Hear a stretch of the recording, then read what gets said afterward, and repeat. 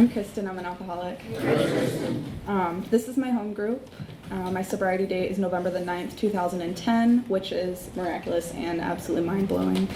And for those of you who don't know, we meet Tuesday nights for a closed discussion and tonight for a speaker, obviously, and all are welcome to attend, family, friends, whoever. I'm freaking out a little bit, so just bear with me. I talk to God, though, so if I do anything crazy, it's completely His fault. And I was thinking all day of like all these great things I'm going to tell you guys, and I just had to reel it back in and realize that this is not a reflection on me. This has nothing to do with me. It's just for me to carry the message to the newcomer and even those of you who have been around for a while. I'm not important at all. I'm not special in any way. I'm just another drunk trying to carry the message. So I like to try and keep that in mind, but I do have an ego that gets out of control from time to time. So let's see. I was born in Pennsylvania. I'm obviously not from here. I don't have much of an accent. But I grew up in the Raleigh area for a majority of my life. I have two parents who were very loving, loved me to death. And I have an older sister. She's completely normal. And we grew up in the same home. She turned out fine. Well, she's whatever. But I wouldn't say she's normal, but she's not a drunk. So my mother was an alcoholic. That has nothing to do with why I'm an alcoholic. And it took me a long time to realize that. She was really easy to blame for a really long time, as was anybody else. I never wanted to take responsibility for my actions and for what I had done and for who I am. And I thought that the reason that I turned out the way that I did is because I had a mom that drank my entire life, which is absolutely not true. And I know that today I would be an alcoholic regardless of what kind of family I grew up with. It's who I am. I was born with this, and I believe that. My dad, he's a normal guy. He's hardworking. He's just a normal guy. He works, he goes to work, he takes care of us. He has no problems, really. My house was fairly normal, not many fights, but having an alcoholic mother, it's a family disease, and we learn to keep secrets and to not tell anybody things, and that we're all okay all the time, no matter what. I was never told that I wasn't allowed to express how I felt, however that's how I felt, that I had to kind of keep it together. I was really like the one that held it together for all of us, and I took that role on pretty young, especially after my parents got divorced, because my dad had had enough of my mom and didn't really know how to handle her, so they divorced when I was 9, and after that it was just, my mom was to the point that completely devastated her. And she couldn't take care of it. Before, she'd been going to work. She was working for a real estate company. She was on the PTA. I mean, she was doing normal people things, and she was sort of keeping it together. But after that happened, it just completely ripped her apart, and she took a pretty deep dive. So I was living with her. I lived with my dad for a little bit, but I decided I didn't like him very much. And because he didn't let me do what I wanted to do. After they got divorced, I really started to act out, not as a result of that, I don't think. And it's weird because I see other families and their parents get divorced and the children take it so hard, and I was just very kind of indifferent towards it. I didn't really have many emotions towards them breaking up, I guess because they had never really I had to tell them to hug each other and stuff like that, so it didn't come as much of a surprise. And so I was living with my mom. She couldn't really function to the best of her ability, and I felt responsible for her, and that's a really that's a lot of responsibility to take on at a young age, and I forced myself to grow up, to take care of things, and thought I had some control. I absolutely did not have any control over my mother. I didn't understand the disease of alcoholism. I couldn't understand why she couldn't stop drinking. It was really baffling to me. I just always thought that if she loved me enough, she would stop drinking. If she loved my sister enough, she would stop drinking. I just didn't understand why time after time she drank again, until I had my own experience, and now I understand why she couldn't stop drinking. But I didn't understand that at the time, and so it was really tiring to feel like I had to take care of her, and that if I wasn't taking care of her, that something awful would happen, although awful things were happening regardless of what I was doing. But that's how things were. I didn't really go out with my friends much because I obviously didn't drive at 11 years old, and she couldn't come and pick me up. she stopped remembering to come and pick me up from places, and I was just very embarrassed of her. I loved her a lot, but I was very embarrassed, and I was really ashamed, so I didn't want a lot of people over at my house because I had the drunk mom, and I didn't want to go places because I didn't want to be embarrassed because she wouldn't come back and pick me up. So lots of weird stuff to deal with at a young age, and a lot to process, a lot of things I didn't understand, and I started to get just like really angry at my dad for him leaving her. I was like, this is his problem to deal with. He's supposed to take care of the family, and he went off and made his own little family with another woman, and so I'm just like, there's a lot of things that I don't understand, and I'm just growing like more and more angry and feel like it's me against the world a little bit. So I got a pretty bad attitude really quick, and started acting up at school, and by the time I was in 7th grade, I'd taken my first drink, and everybody has these like magnificent stories of their first drink, and I'm like, I need to go back and do it again because mine's not good enough. But it was nothing special. It was spring break. I was in 7th grade. I was either 11 or 12 at my friend's house. Her parents were somewhere else, and her sister was 21. She bought us alcohol, gave us cigarettes. And I don't remember getting drunk at all, but I do remember feeling like I was doing something bad, and that made me feel good. It felt good to be bad. And I was attracted to doing bad things and to just being like a delinquent, and I was attracted to the kids that were doing bad things, and there was my sister like making good grades and being like the shining student. All the teachers that I had that were hers hated me. They were like, why can't you be more like your sister? But she was normal. She was making good grades. She was just doing everything she should have been doing. And then there was me, and not as normal. And so my parents just thought that I was acting up because of my mom and all of these things, which later found out that it was a little alcoholic in the making. And so there I was being bad. And so I started didn't pick up like an everyday drinking habit in 7th grade. It's kind of hard to do that. There's not much access to alcohol, but I started, found other things at that age are more accessible. So I was starting to go into a life of substances and alcohol and just things that are no place for a kid that age. And by the time that I was in 8th grade, I was finding ways to go out and party and just do things that I wasn't supposed to do on a pretty regular basis. And my mom had moved back to Pennsylvania at that time because she had gotten sick, and we got evicted from the apartment that we were living in, and my grandparents decided it was time for her to come home so that they could keep an eye on her. And so I'm back with my dad. Totally hate him because he's an authoritarian. I mean, he was telling me what I could and could not do, as a parent should, and I was entitled. I felt that I should be able to do whatever I wanted to do. Don't you see me taking care of my mom and doing all of these things? I'm an adult, and I absolutely was not. I mean, I'm still a kid, but I was definitely a kid then, and so I have a lot of resentment against him, and I just, I'm taking any chance I can to just get back at him because I feel like he's done something awfully terribly wrong to me, when he hasn't. All he had been doing was trying to take care of me the entire time, but I was pretty upset with him. And then my stepmother, I had a lot of resentment against her for taking my mom. There was just, like I said, a lot of confusion. Was not really sure what was going on in my life, but so with my dad, 8th grade, doing bad things. 9th grade was like when my dad had enough of me. I had thought I was big and bad because I was in high school now, and I already said I had a pretty bad attitude.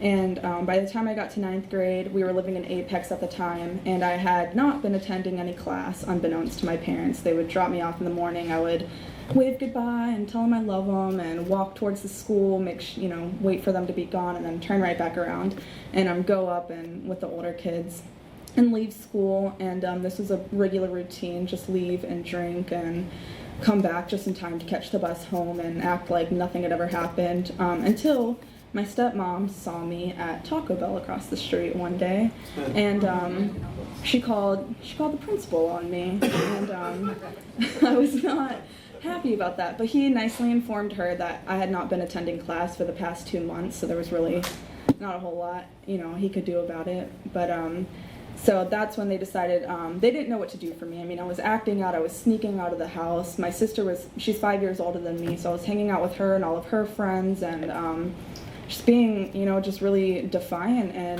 and not willing to follow the rules. I mean, it was like I would make up with I remember this one specific time, and it kind of like hurts to think about times like these now that I have a relationship with my father again.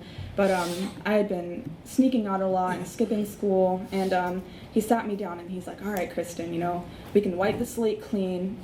We're okay from this point on if you just promise me to do what you're supposed to do. And I was like, yeah, no problem. I totally thought it was doable, and I meant it, that I was going to do the right thing, that I was sorry. I really was. And but I couldn't not do the things that I couldn't not drink, and I couldn't not skip school to go and drink, and I couldn't not do these things.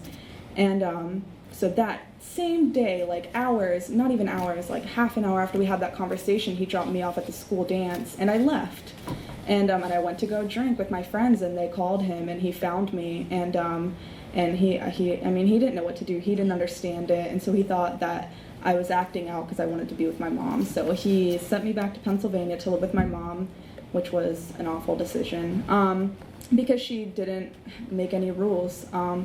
From that point, I was allowed to do pretty much whatever I wanted to do, whenever I wanted to do it, and I did. I took advantage of that. And so I'm 14 years old, I'm in 9th grade, and I'm out all the time. I mean, the only time I'm home is to get money from my mom, and that's about it. And I just, they say it's progressively worse, and it got really, really bad, really, really quick. I mean, in like an 8-month span, I went completely downhill. And I remember times where I promised people I would pay them, and I didn't have the money. I mean, I'm 14, I don't have a job or anything. And I remember making my mom dump out her purse, all the change she had, scrape the change up off the floor to give to me.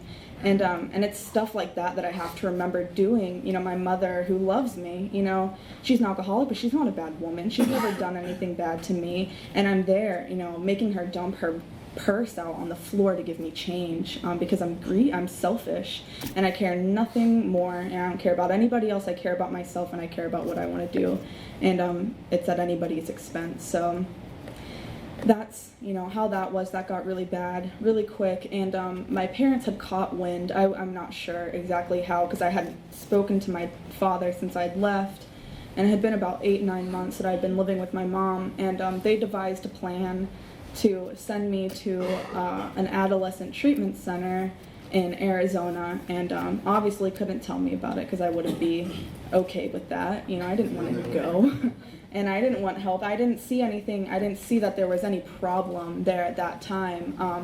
I thought that I was just doing what kids do. I'm partying. This is what everybody else is doing. There's nothing wrong with what I'm doing at all.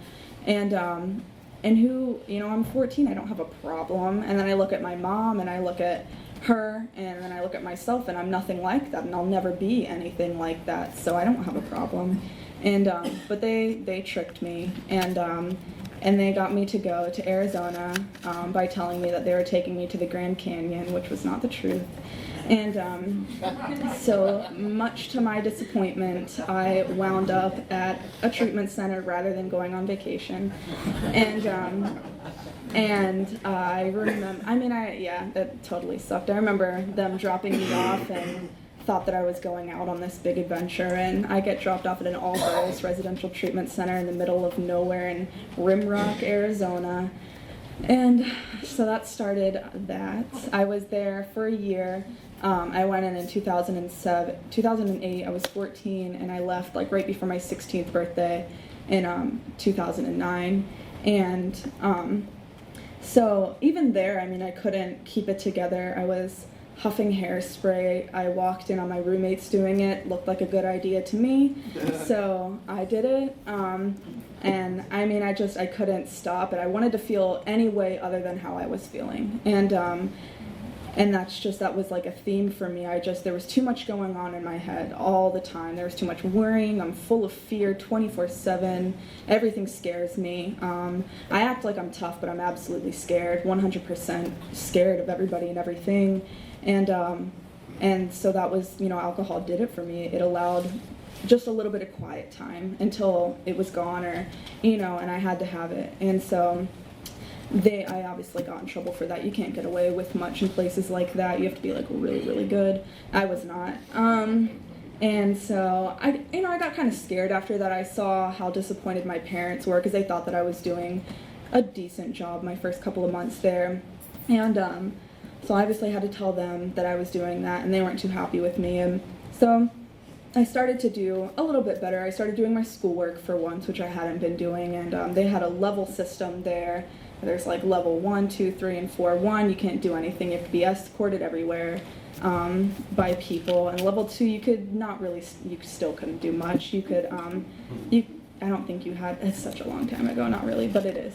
But level 3, you could like go places on your own, on campus, obviously. We weren't leaving to go anywhere. And then level 4, you were allowed to like go home on visits every once in a while. And just, you had to move up. You had to do the right things to move up. And so I'm not, level 1's like supposed to be 3 weeks. I'm on it for 3 months. And so by the end of this, I finally started to get my crap together a little bit and moved up to level 2. And that week, my mother passed away. And I'm all the way out in Arizona. And my therapist comes down. We had therapists there. We had to do therapy. And I thought I was in trouble because I'm always in trouble. And so she came down to my dorm after school and said that she had to talk to me about something. And so I'm like, going through my head of all the things bad that I've done that I need to like take accountability for with her. And but so she sat me down and told me that my mom was really sick and that I was going to go on an emergency home visit to go and say goodbye to my mom. And I didn't believe her because my mom had been in and out of the hospital. I mean, alcoholics we're tough people. I mean, we take a beating and keep going. So she had been sick all the time, in and out, and but she did, she finally ran her course. That sounds really morbid, but anyway, so she passed away, 46 years old, as a direct result of this disease, and that would be enough to scare anybody out of drinking, or because I saw exactly with my mother. I know that people die because of this. I know people die of drug overdoses, but it doesn't really scare me much, because it's not me. But then to see somebody so close to me lose their life because of this, that should have had some effect on me. It however, did not. And so I stay there for the entire year and get out. My first week home, I drink. And because I had it all set up. While I was there, they kind of introduced us to AA. Not really. It was the girls there running AA meetings, which is not a great idea. Because it's just, it's like the blind leading the blind. And so I didn't get a great look at what AA was, but I knew that that's what they were telling me the solution was. And so they'd set me up with all of these meetings that I was supposed to go to when I left. And this lady who I was supposed to be my sponsor, and I did not do any of those things. And so I'm back again, my first week home after being there for a year, I drink again. And I just kept drinking. It never gets better, and it was the same stuff. But it got worse. I didn't have as much accessibility to it because I was living with my dad, and he's a tough guy. It's tough to get one over on him. But the emotional toll that it had on me this time around was much worse than it was the first time. And so home for 10 months, and I get sent back to the same place I was at before. Which you can imagine is embarrassing because I was like this great kid while I was there. It completely changed my life around, and here I am back again. And I remember leaving, and I was like, "See you guys later. Like I'll never be back here." And I was back 10 months later. And so that at that time, and my parents and I had sat down, and we decided that was the best thing to do. I didn't feel that was the best thing for me. I obviously wanted to continue doing what I was doing, but I knew that I couldn't stay home, so I decided to go back, and I only had to be there for 4 months this time. I was just kind of waiting it out to go home and to get back to the same things. I had no intentions of changing or of doing anything different at all. I had it in my mind that I was going to go home and I was going to drink, and that's just the way it was. My parents couldn't stop me, and I was turning 18 not soon. I thought it sounded good. It sounded like I was turning 18 soon. I don't think I was though. But I was like, I'm going to turn 18 and I'm going to leave home, and they can never tell me what I can do ever again. And that's funny because I'm sober. I've been sober since I was 17. So. But thanks God. But no, he's funny. And so I go back, stay, come back out. Within 3 months, I'm arrested. I left home like my first month. My second month home, I decided that it would be a good idea to run away because my parents aren't fair. They don't know what they're doing. They're just mean, and they hate me. So I decided to leave. This obviously wasn't the best choice for me. This wasn't a great environment for me to be in at my parents' house. So delusional. They were just trying to take care of me is what they were trying to do, and I did not understand that. And so I go, it's like the story of go out to get a pack of cigarettes and never come home. I went to take the trash out, and I never came back. And so I didn't have anything with me. It's, I have like the clothes that I have on. I think I brought a purse with me with some, like makeup or something, stupid.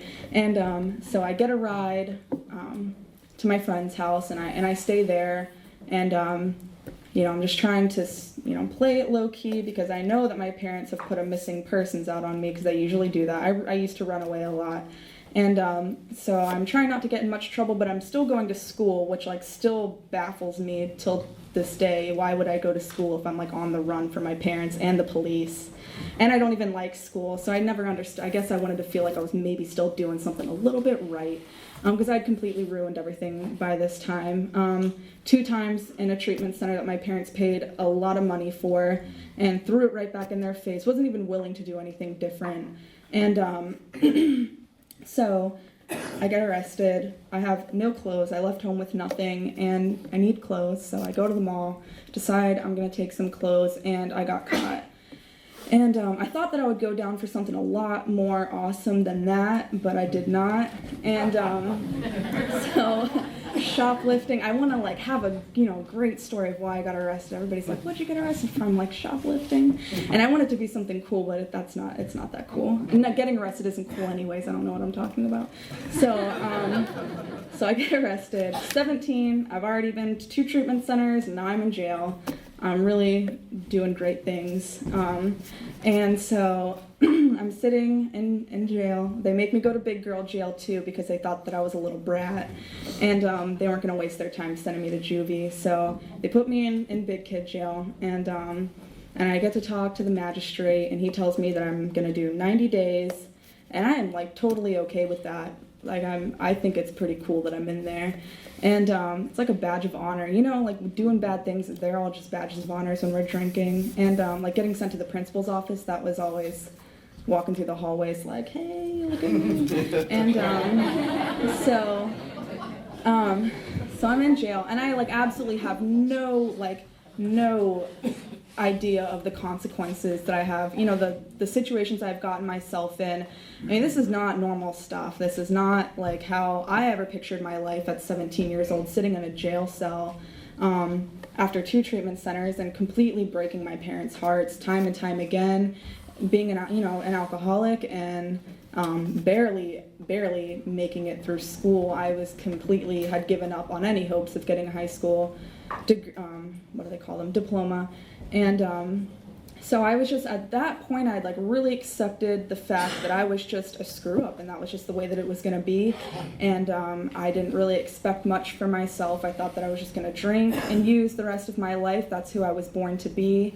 And that's just the way it was going to be. I was never going to do anything great. I was never going to be much of anybody. And I was totally fine with that, which is like so sad to think about now.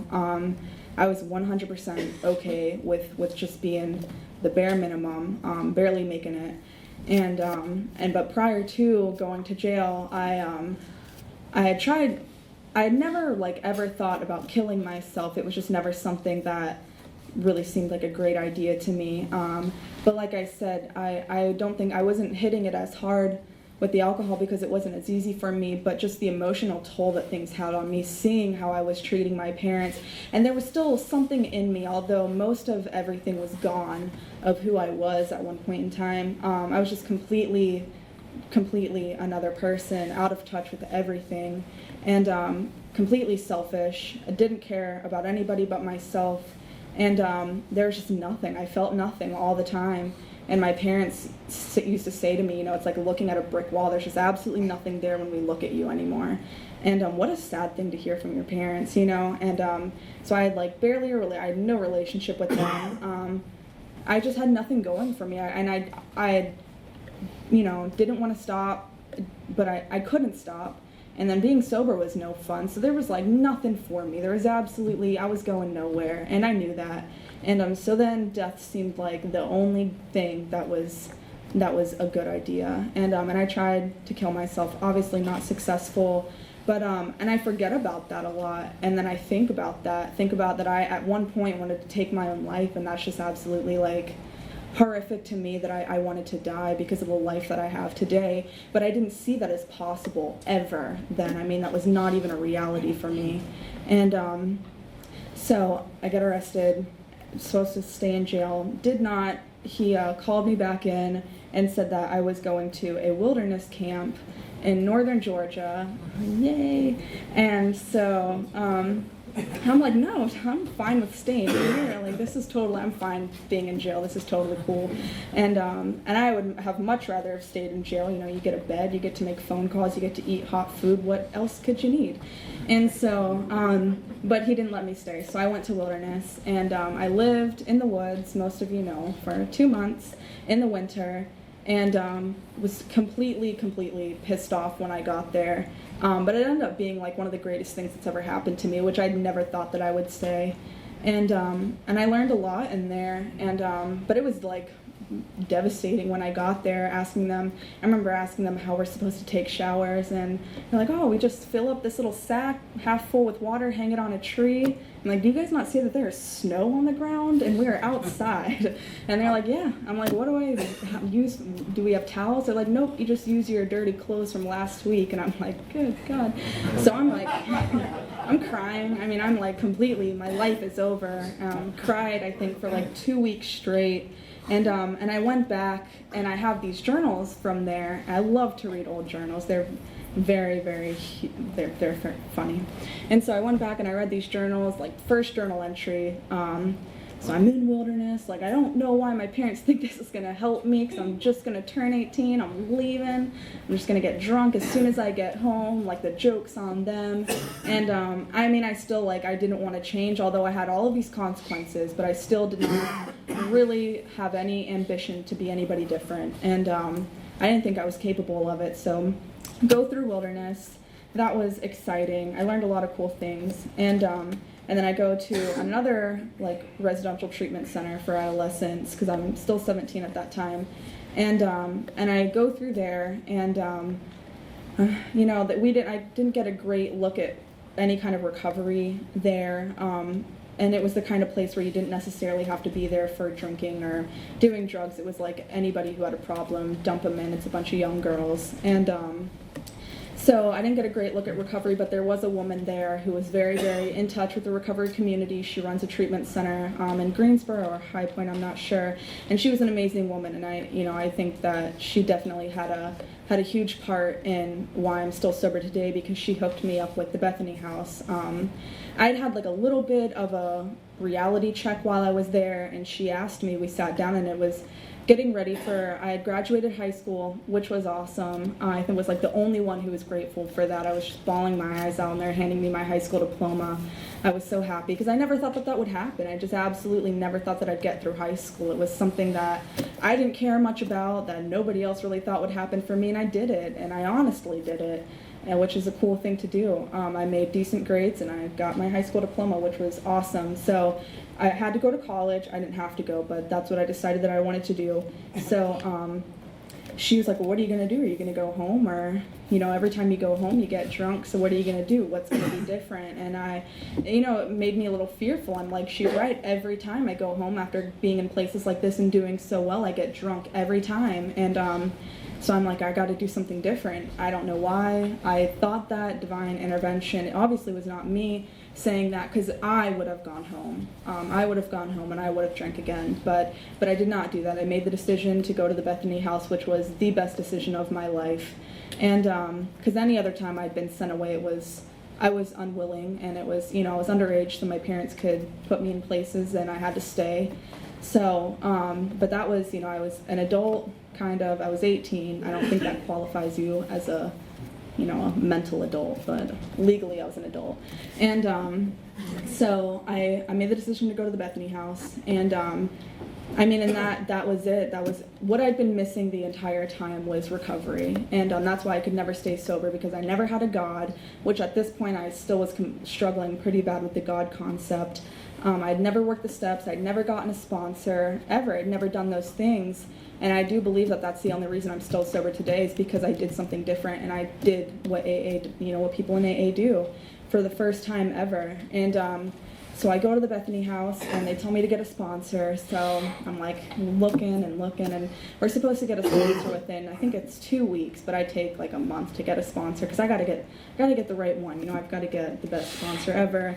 But I was running out of time, so I was just asking people for suggestions, and I was like, okay, well, this woman seems, she seems pretty cool. And so I was like, hey, do you want to go to get coffee and we can talk? And I'm scared. People, I hear it described as like asking somebody on your first date, and that's kind of what it's like. It's really scary to do, to ask somebody to be your sponsor. And I have no idea what's going on. I've never been really in AA much. I've been here and there, but I don't have a great idea of what you guys do, and it's very intimidating. And there's just a lot of new, and I have no idea what's going on, but this is what I'm supposed to do. So I get a sponsor, we're getting coffee, and by the time, I think I had just been like rambling on the entire time. She's like, so what do you want to do, honey? Do you want me to be your sponsor? And I'm like, yeah, I guess. And so then I had a sponsor, and she was like, well, how many times have you been doing this thing? And I'm like, oh, I've been in treatment a couple of times. She's like, what's different this time? And I'm like, holy crap. I'm like really scared. And I'm like, I don't know what. She's like, go home and think about it. So I went home and I thought about what's different this time, and I couldn't really think of what was different this time. I just knew I didn't want to die. And I saw what happened to my mom, and I see what happens to other people, and I had a little bit of a taste of what it was like to be sober, although I had no recovery. I was living, by no spiritual principles, but there was some changes that had occurred. I was aware that things could be better, just a little bit. But like I said, I was still really struggling with the God concept. And it really pissed me off for the longest time. If anybody even mentioned God around me, it was like a personal attack on, how dare you talk about God in front of me? And I just would get really upset, and I never understood it. My mom was religious. My dad was raised Catholic, and so he decided that he had had enough of the church by the time he was an adult, and he didn't really go to church at all. But I went with my mom, and my grandparents are very religious people, and I just never really found the solution in the church. That's not what worked for me.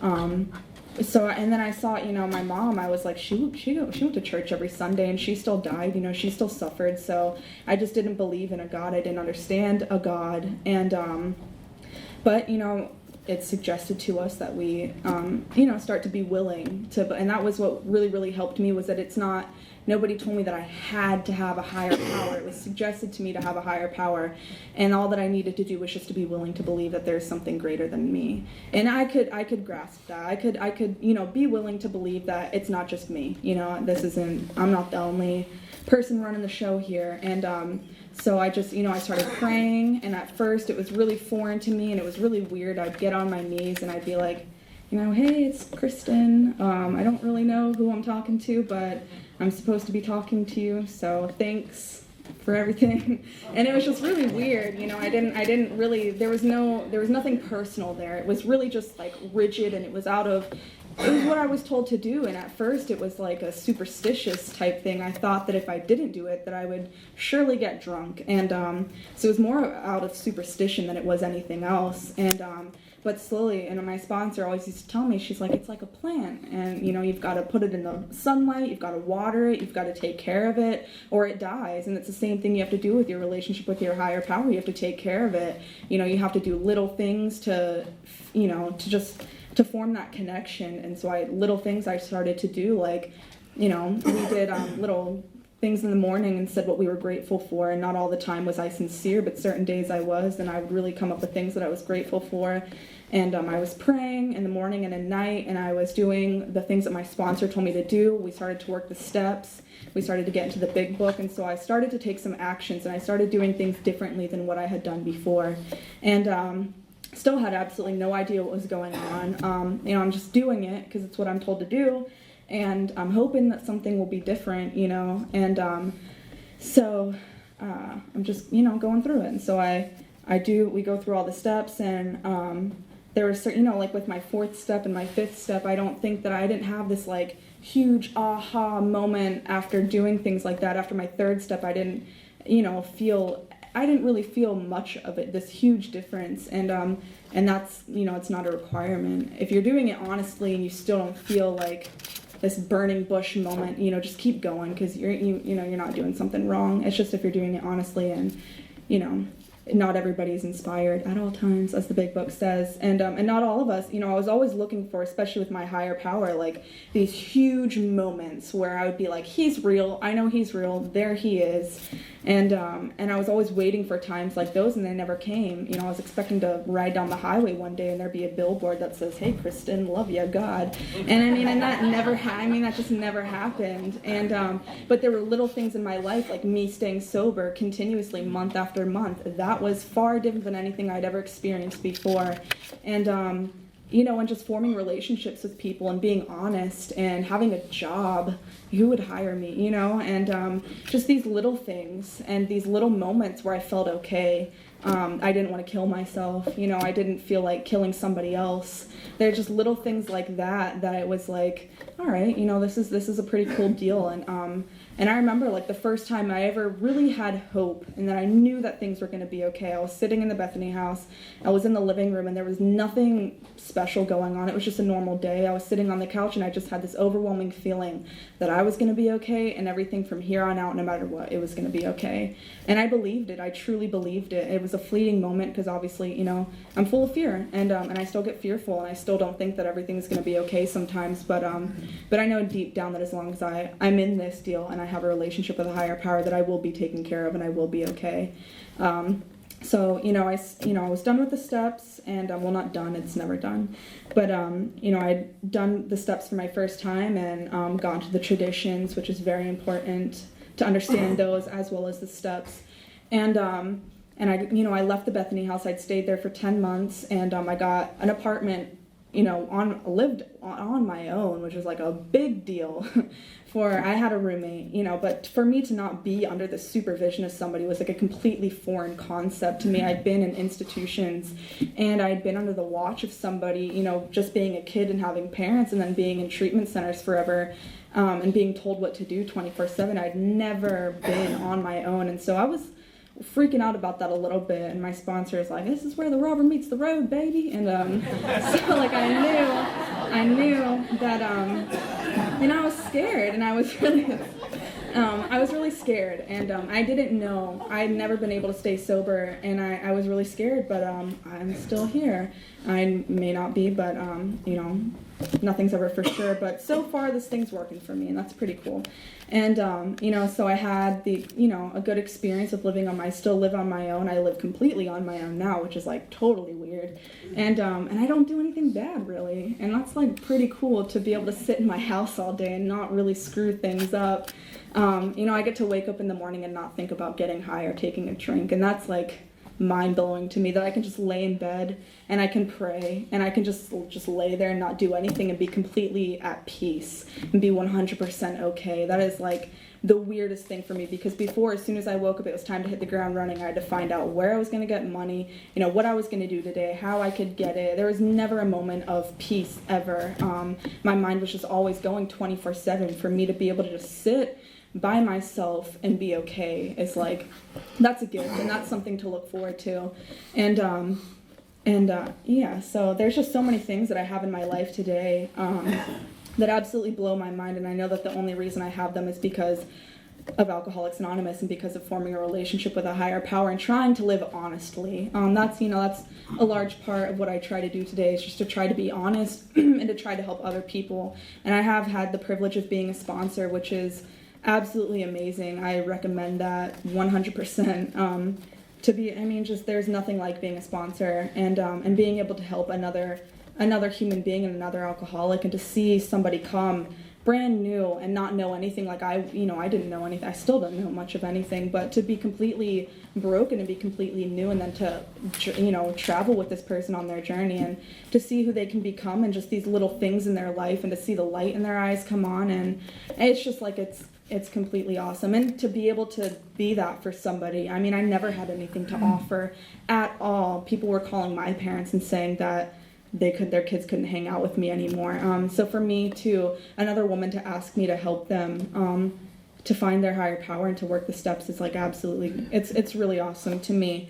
And I still sometimes am like, is this really happening? I mean, it's just so surreal, because even though, I'm young and I hear a lot, I don't know how you've done this so young. There's absolutely no age requirement on alcoholism, and I hope everybody knows that. That there's just absolutely no age requirement, and anybody is qualified. And this thing sucks. I mean, alcoholism is no joke, and it takes people at any age, no matter what. And I'd had enough at the age of 17. I had absolutely enough. Although I didn't completely understand it at that time, looking back on my life and the consequences that I had, even at such a young age, I mean, I was beat 100%. And I'm grateful that I was, and I'm grateful that I get the rest of my life to live. If I keep doing this one day at a time, I have the rest of my life ahead of me. And I didn't think that I would live long, and I really didn't think I'd have much of a life, but just the life that I have now at 20 years old is far beyond anything I could have dreamed. Having the privilege to be in college, never thought I'd have that. Getting to drive, I never thought anybody would give me a license. I get to work, and I used to clean. I'm moving to New York, for those of you who don't know, so this is like my last home group night, which is very sad.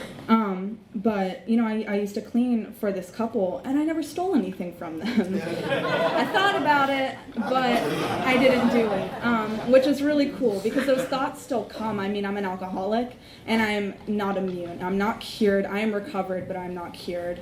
Absolutely not. And those thoughts still come, but it's the actions that I take afterward. Do I take that drink? Do I steal that? Do I do that? And I am proud to say that I have not stolen anything since I got arrested. I haven't taken anything that wasn't mine. So that's awesome. There's just a lot of things that I have in my life that, like I said, I just never thought that I would have before. And most of all, I mean, I have a lot of material things in my life today, but that doesn't really matter, because the fellowship that I have in Alcoholics Anonymous, and the women that I have in my life, and the relationship that I have with my family, and all of those things that you can't place any kind of money on. I mean, it's just like so, it's nuts that I get to sit at home with my dad and my stepmom, who I used to hate with, I thought I hated. I really just was resentful. They wouldn't let me do what I wanted to do. But I get to sit with them, and I get to talk with my parents, and I get to be honest with them, and I don't want to rip my hair out, and I'm not on my phone every 2 seconds wondering who's going to come and pick me up in a couple of minutes, and I don't want to leave. I don't wait till they go to bed to sneak out. They used to set their alarm every time I was home. They don't do that anymore, which is really cool. They used to lock their door to their bedroom because they were scared of me. They don't do that anymore. And I have friendships, and I have people who care about me, and I care about people, which is also something new to me. I cared a little bit, but I wasn't fully capable of being involved in somebody else's life and being present for people. And today when I pray, I ask to be aware, because I want to be aware of what's going on around me. I spent enough time having no idea what was going on, where I was, and who I was with, and I want to experience life. And that's something that I get to do because of this. So that's a pretty cool deal. And I hope that I helped at least one person in this room tonight. I think I'm done, and I'm grateful for all of you. And yes, so that's it. Thanks.